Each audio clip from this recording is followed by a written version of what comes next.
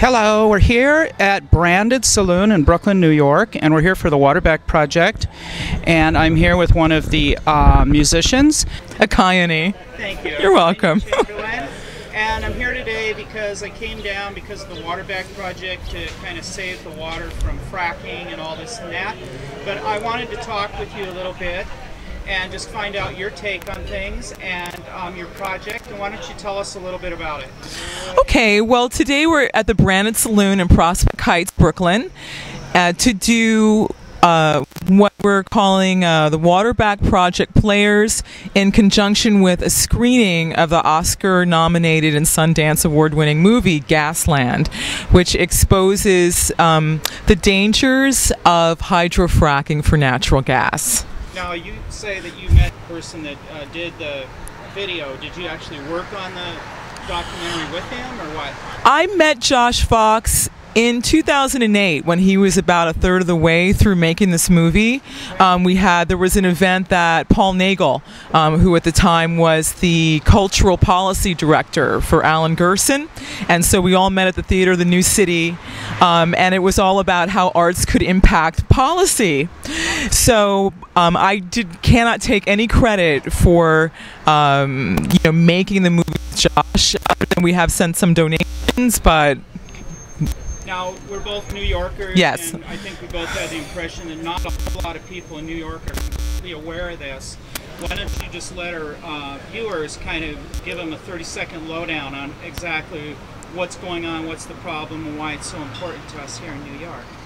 It's important to be aware of the hydrofracking issue because it will directly affect our drinking water in New York State, and of course here us downstate and downriver and down reservoir in Manhattan, Brooklyn, Queens, the Bronx, Staten Island, Long Island.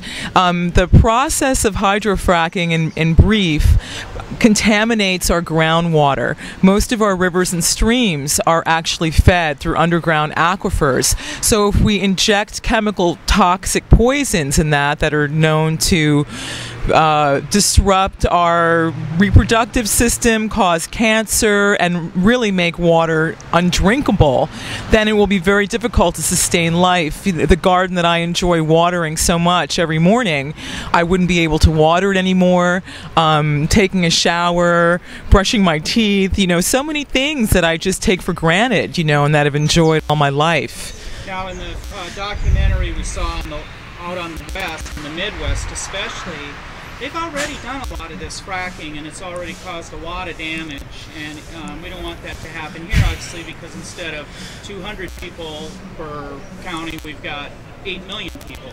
So what's like one things that people in New York can do to help to keep this from occurring?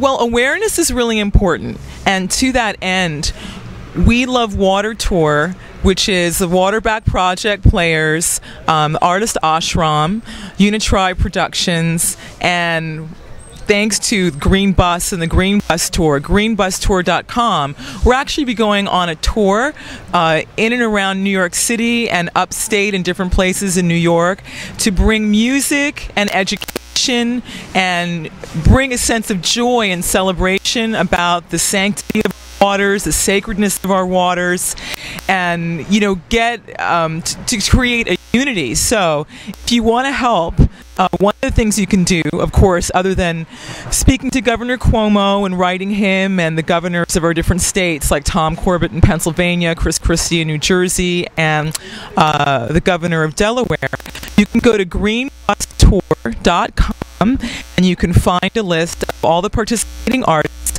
our tour dates, and we do have a donation page that is going to be active there. And whatever you can contribute, whether it's $1 or $5 or $10, or maybe you can put up a band of free artists on your campgrounds or in your house or something like that while we're traveling around, it all helps because this is a movement for the people, by the people. We love water. Is this an open tour that other people can ride your bus on? And if so, like how do people get involved in that regard? They can. Well, there's actually a Facebook page. There's a Facebook called We Love Water, where you can find out about different trips that we're taking and different places that we're taking. The green bus has a capacity of about 35 people, and we do shuttle people to different locations and different events. We're also going to be parked out in Williamsburg for about a week, where people can stop by and learn more about the tour. So We Love Water on Facebook. Also, there's a Green Bus Tour page on Facebook, and you can go to greenbustour.com. You can also check out waterbackproject.wordpress.com. You can also look at Reverb Nation.